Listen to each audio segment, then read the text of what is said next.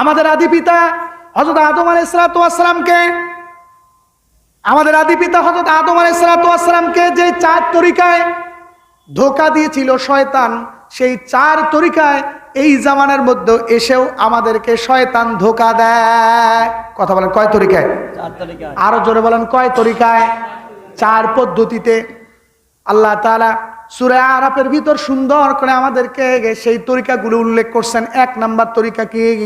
1 number তরিকা সম্পর্কে আল্লাহ তাআলা কোরআনুল কারীমের মধ্যে বলেন, ইয়া আদামু উসকুন আনতা ওয়া যাওজুকাল জান্নাতা ফাকুলা রাগাদান মিন হাইসু শি'তুমা ওয়া লা তাকরাবা হাদিহি শাজারাতা ফাতাকুনা মিনাজ জালিমিন। আল্লাহু আকবার বলেন। আরো জোরে চিৎকার দিয়ে আল্লাহু আকবার বলেন। আল্লাহ তাআলা হযরত আদম আলাইহিস সালাতু ওয়াস সালামকে সৃষ্টি করলেন। আল্লাহ তাআলা আদম এবং হাওয়া আলাইহিস সালাতু ওয়াস সালামকে দুইজনকে সৃষ্টি করার পর থাকার জন্য, বসবাস করার জন্য জায়গা নির্ধারণ করলেন কোথায়? জান্নাতে। কথা বলেন কোথায়? জান্নাতে।